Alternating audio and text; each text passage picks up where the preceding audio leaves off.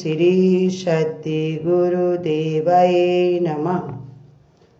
आत्म सम्राट का परिवार टिकने को, आत्मा में रहने को बताते हैं कि विचार करो कि मैं आत्म परिवार का हूँ, तो वो आत्मा का परिवार है क्या? तो वही ये बता रहे गुरु ने, ये अपने हाथों से बांटा हुआ था एक बार चौपटिया में। सतगुरु का यही नमो प्रसाद है, ओम नमो प्रसाद, जो हमेशा तुमको सुख और आनंद देने वाला।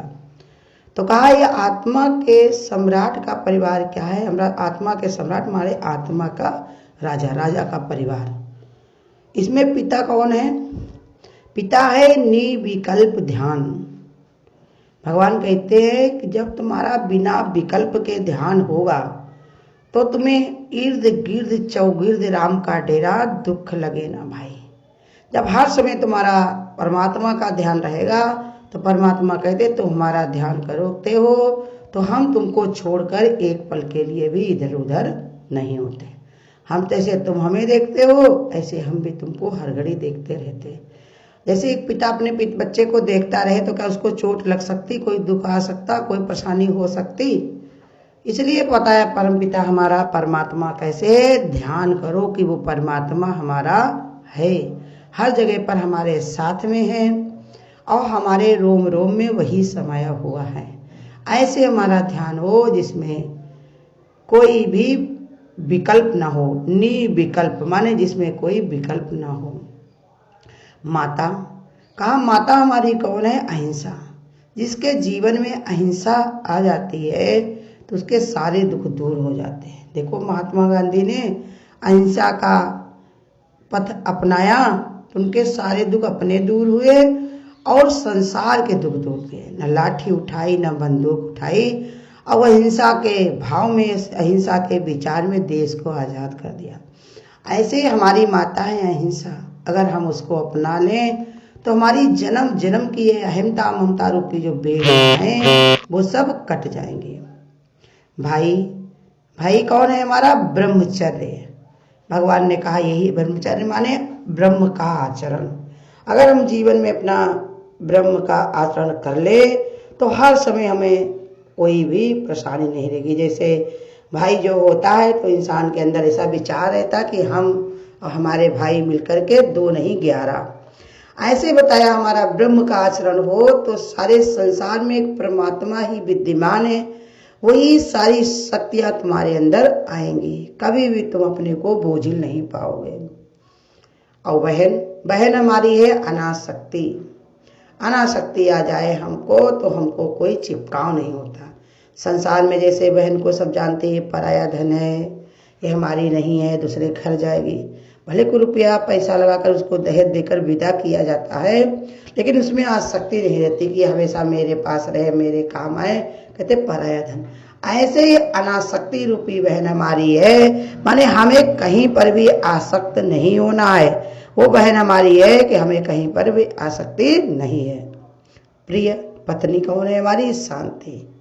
गुरु बताते हैं कि जिसके जीवन में शांति आ जाती है फिर उसको आनंद ही आनंद है। जब तक शांति नहीं आती हमारे जीवन में तब तक बड़ी परेशानी होती है। जैसे एक पुरुष के जीवन में जब तक पत्नी नहीं आती तब तक उसकी गृहस्थी सब बेकार रहती, ना कोई घर में करने वाला, ना उसको समझाने वाला, ना उसको कोई बताने वाला जीवन में आगे लक्ष्य को। ना इतने भी संत महात्मा हुए, देखो उनकी पत्नियों ने कैसे उनको आगे बढ़कर कार्य किया। दशरथ की जब स्वर्ग में गए थे देवताओं के लिए मदद करने के लिए तो उनकी पत्नी ने ही उंगली लगाई। आज तुलसीदास को बनाने वाला कौन? उनकी पत्नी है। तो ऐसे बहुत सारे संत हुए, उनकी पत्नियों ने जब वो उसी में मिलकर के उनको शक्ति भरी। ऐसे अगर हमारे अंदर शांति हो तो शांति से हम विचार कर सकते हैं कि हमारा लक्ष्य क्या है, हम किस लिए आए हुए हैं संसार में और हमारा काम क्या है। और बता रहे पुत्र हमारा कौन है? विवेक।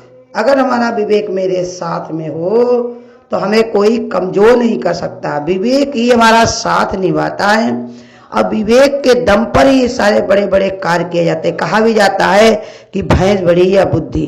बुद्धि माने विवेक। अगर विवेक हमारे अंदर हो तो दुनिया की कोई भी चीज बड़ी नहीं रहती। उसको जीतने की कला उसको आ जाए, समझने की कला आ जाए तो कोई समस्या उसके जीवन में नहीं रहती।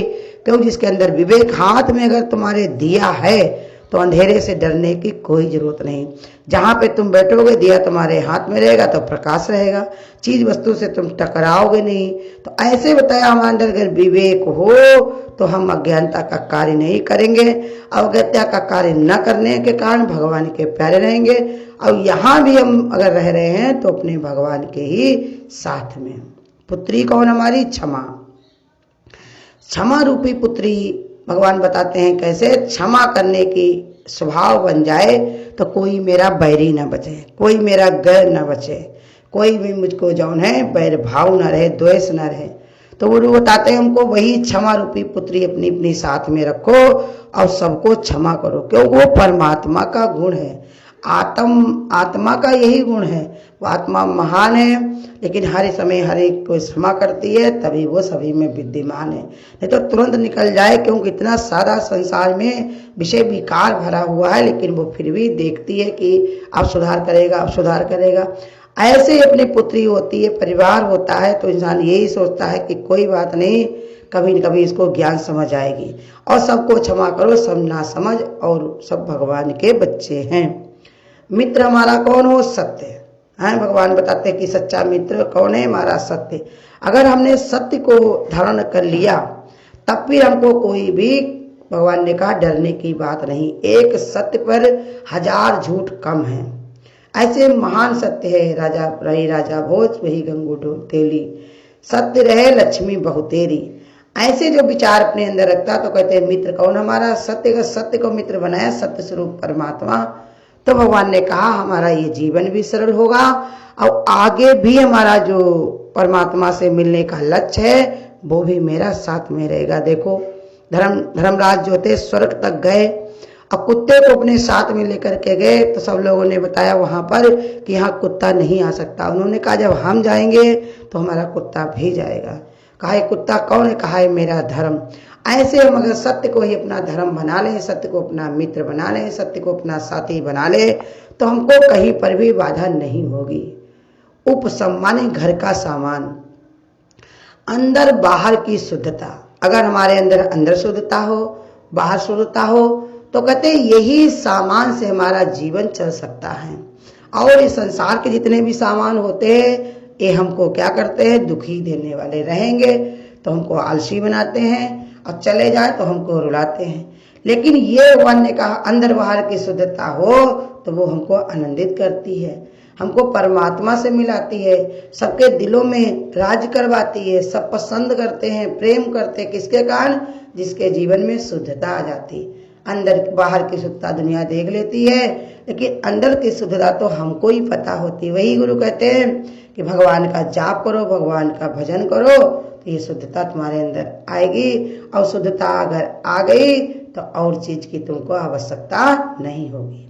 तब गुरु यही बताते हैं ये हमारा आत्म सम्राट का परिवार है, जिसमें पिता निर्विकल्प ध्यान है, माता अहिंसा रूपी है, भाई ब्रह्मचर्य रूपी है, बहन अनासक्ति रूपी है, प्रिय पत्नी शांति रूपी है, पुत्र विवेक रूपी है, पुत्री क्षमा रूपी है, मित्र सत्य रूप में है और सामान घर का अंदर बाहर की शुद्धता। ये गुरु बताते हैं ऐसे तुम्हारा परिवार है। इस परिवार के साथ में रहने की कला सीखो, सत्संग से, भजन से। कलयुग केवल नाम धारा, सुमिर सुमिर नर उतरे नवारा। कलयुग में केवल राम नाम का ही आधार है, भगवान के नाम का ही आधार है। हर समय भगवान का सुमिरन भजन करते हुए ये संसार रूपी भवसागर को पार करो। नाम जप कलु आया कलु आया। भगवान कहते देखो कलयुग आया है, कलयुग का इतना फल है कि जो 1000 वर्ष तपस्या का जो फल होता था वही सतयुग में जो 1000 वर्ष तपस्या का जो फल होता था वही त्रेता में 500 वर्ष का कर दिया भगवान ने। और त्रेता से भगवान ने बताया जब द्वापर आया तो 100 वर्ष का कर दिया। और आज कलयुग में तो गुरु कहते हैं कि अगर 2 घड़ी भी कोई भगवान का ध्यान विचार कर ले, भजन कर ले, तो भगवान कहते हैं हमारे वहाँ उसके लिए रास्ता खुल जाता है। भगवान ने अपने जो कार्यकर्ताओं से कहा, धर्मराज से कहा कि हमारे भक्तों के पास सरल रूप बना करके जाना। ऐसा सौम्य रूप बनाना, धर्मराज का सफेद वस्त्र पहन के, सुंदर सा मुकुट लगा करके, सुंदर सी भौएं चमन लगा करके सामने जब जाओगे तो मेरा भक्त जो होगा वो डरेगा नहीं, अपने आप भगवान का उच्चारण करेगा। और जैसी मति बनती वैसे गति भी बन जाती है। जब हम भगवान की चाहना रखते हैं तो देखो साथ संगत मिल जाती है, वैसे मित्र मिल जाते हैं, रोज तुमको बताने वाले, समझाने वाले, आगे बढ़ाने वाले। तो यही साधन हमको भगवान तक मिलाएगा। और ये जब तक हम भगवान से मिलते नहीं हैं तब तक हमको शांति मिलने वाली नहीं है। अगर आपको आज की वीडियो अच्छी लगी हो तो वीडियो को लाइक और शेयर करना ना भूलें। आगे की वीडियोस देखने के लिए चैनल को सब्सक्राइब करें और नोटिफिकेशन